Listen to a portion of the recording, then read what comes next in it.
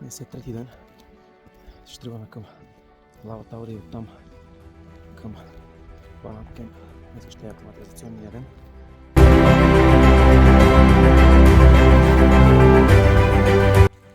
Ето пътечките са като при нас. С камъчето обозначени.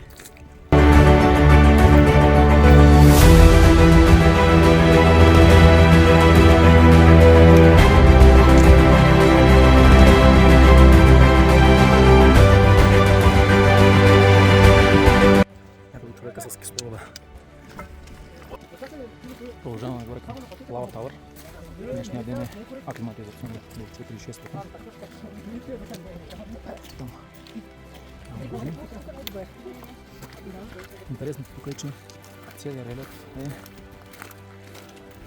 запълнен от вулканичната лава. А цялото е станки от лава от кой знае колко години.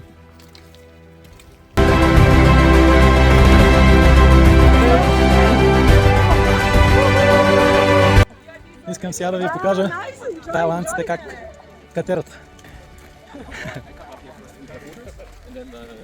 Випаджи!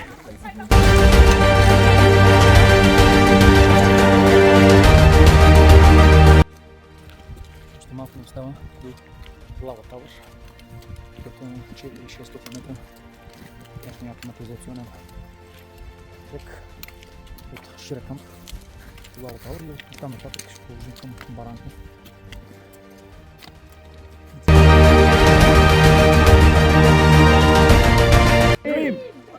Матата! Манджаро! Поле! To the top!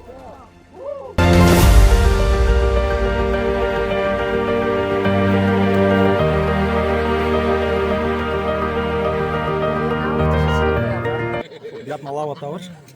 Ако не сте видяли супа от банан, ето, супа от банан, нудли, моркови, малко пиленце.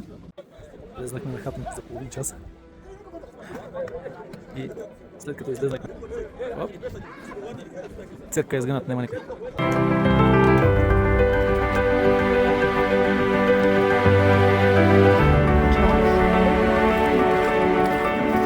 На пътя срещаме ендемични растения, които са характерни за Танзания.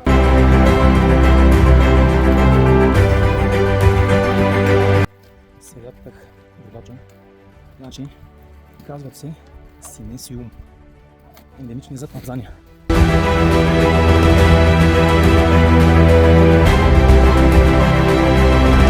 Доста екзотична.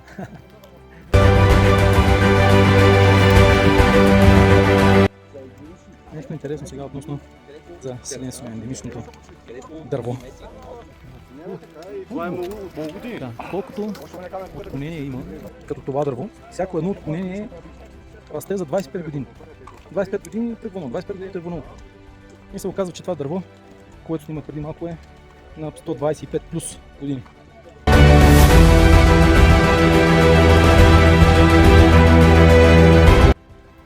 Ще пристигнахме на Баранко камп. Обаче тук е страшна гледка с тези силициуми, какво беше това?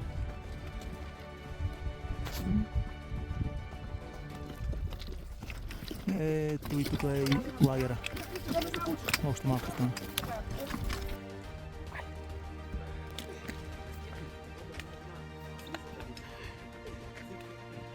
Баранко гейт от силициуми.